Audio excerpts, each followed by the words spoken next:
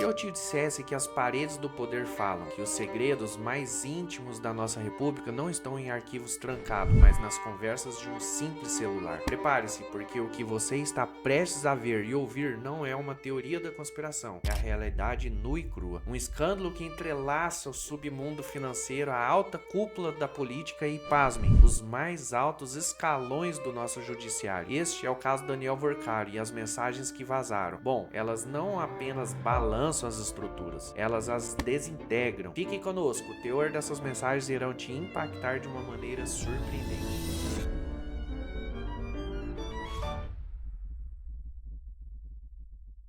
Daniel Vorcaro não é um nome qualquer no mercado financeiro. Ele é o dono do Banco Master, um figurão que movimentou bilhões e construiu um império gigantesco. Mas por trás da fachada de sucesso e das transações milionárias esconde-se um histórico que agora vem à tona com força total. Sendo preso 2 vezes recentemente, uma no dia 17 de novembro de 2025, qual uma juíza determinou a soltura de Vorcaro dizendo que seus crimes não envolvem violência ou grave ameaça a terceiros, porém voltou a ser preso na terceira fase da Operação Compliance Zero, medida essa tomada pelo ministro André Mendonça do Supremo Tribunal Federal. Um empresário que aparentemente tinha um lado sombrio tão desenvolvido quanto o seu lado financeiro. E é justamente esse lado sombrio, essa teia de contatos e influência que ele cultivava, que as suas mensagens de WhatsApp vazadas pela própria Polícia Federal vieram nos mostrar. Há quem diga que ele é o Epstein brasileiro, então prepare-se, porque o que vem a seguir é ainda mais chocante. Para mergulhar de verdade neste pântano do poder, precisamos falar de um personagem que tragicamente se tornou uma peça-chave e que saiu de cena de forma abrupta. Estamos falando de Luiz Mourão, mais conhecido nas mensagens como Sicário. Ele era muito mais do que um braço direito de Daniel Vorcaro. Sicário era o homem da articulação, o executor das operações mais delicadas e, ao que tudo indica, o guardião de segredos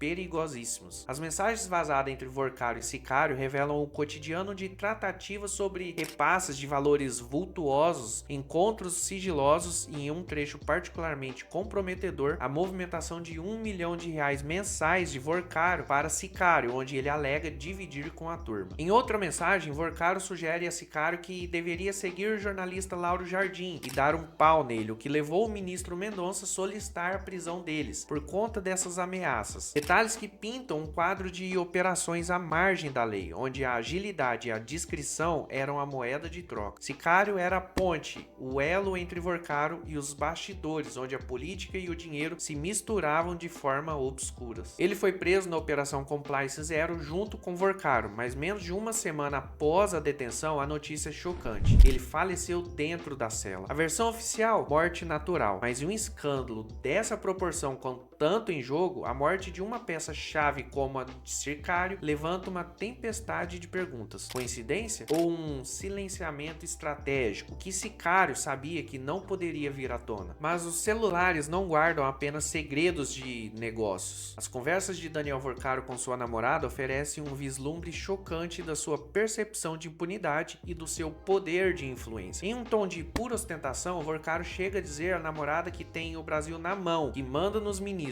Frases que, a princípio, poderiam soar como bravata, mas que ganham um peso assustador quando vemos a lista de contatos dele e os frutos da sua influência. A sensação de que nada pode me atingir era palpável nessas mensagens. E por falar em contatos políticos, um nome surpreendente surge nessas conversas: o senador Ciro Nogueira. Em conversas com sua namorada, ela pergunta: quem é esse outro com você? Ele responde: é um senador, muito amigo meu, quero te apresentar, um dos meus grandes amigos da vida. Em um momento específico, Vorcaro menciona um projeto de que Ciro, segundo ele, havia apresentado ao Congresso para aumentar o limite de cobertura do FGC dos atuais R$250 mil por pessoa para R$1 milhão.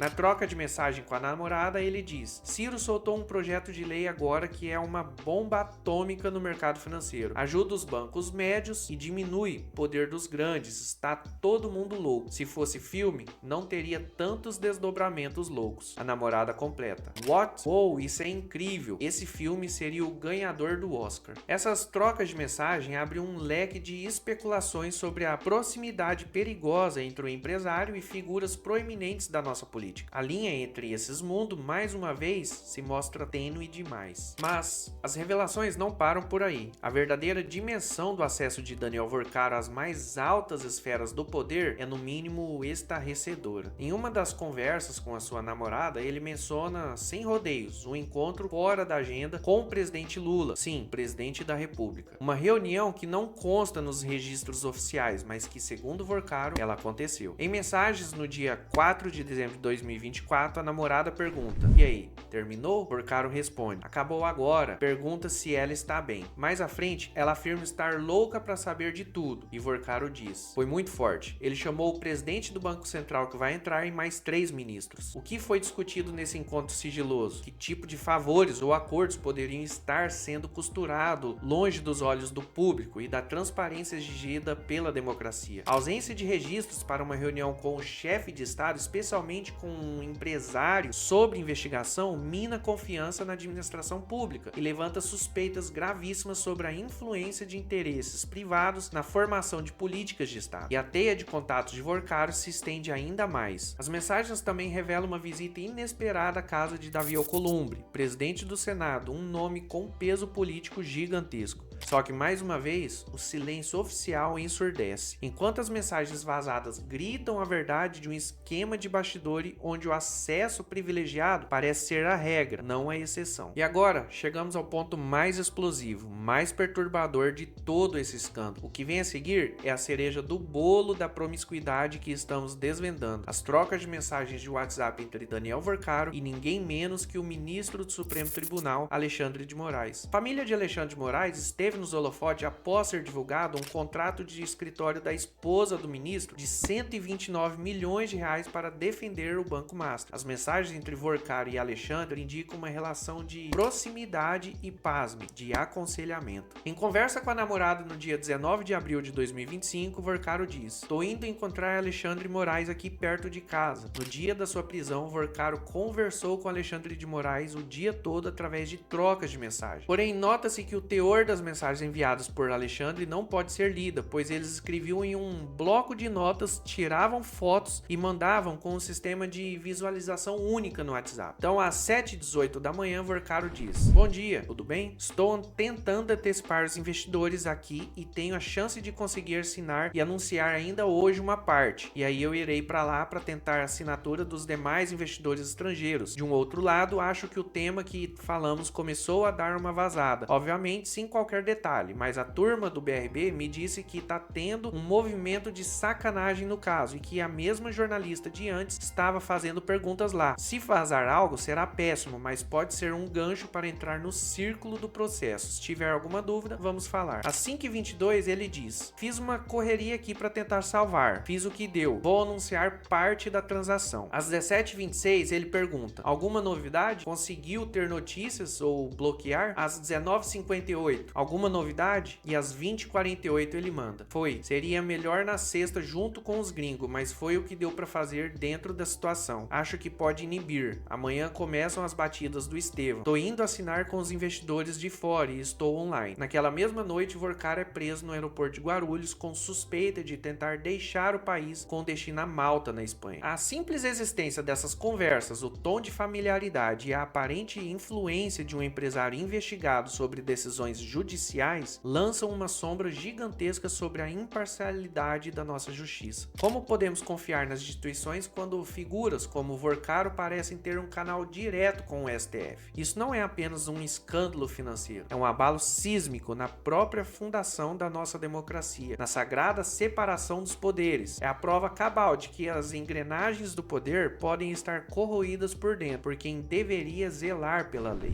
O caso Daniel Vorcaro não é apenas mais um escândalo passageiro, é um espelho cruel que reflete as profundezas da promiscuidade entre o poder econômico, o poder político e, chocantemente, o poder judiciário em nosso país. As mensagens de WhatsApp, o contato direto com a presidência da República, as visitas a políticos influentes, as alegações de controle sobre ministros e, o mais grave, a relação de aconselhamento com o ministro do Supremo Tribunal Federal, somados à morte misteriosa de seu braço direito, o sicário, tudo isso pinta um cenário perturbadoramente real. Este não é ataque a esta ou aquela figura política, é um alerta, um grito sobre a fragilidade da nossa instituição e sobre a urgência de exigirmos transparência absoluta e responsabilidade de todos os que detêm o poder. O futuro do Brasil, a confiança em nossa democracia dependem de como reagiremos a essas revelações. É hora de abrir os olhos e exigir respostas claras e firmes, porque se as conversas de um celular podem desmantelar a fachada do poder, é nosso dever como cidadãos garantir que essa faxina vá até o fim. Então, deixe sua opinião nos comentários, o que você pensa sobre tudo isso. Compartilhe esse vídeo para que mais pessoas saibam o que realmente acontece nos bastidores do nosso país. Sua voz é fundamental. Vou ficando por aqui. Até a próxima e que a verdade, por mais dura que seja, sempre prevaleça.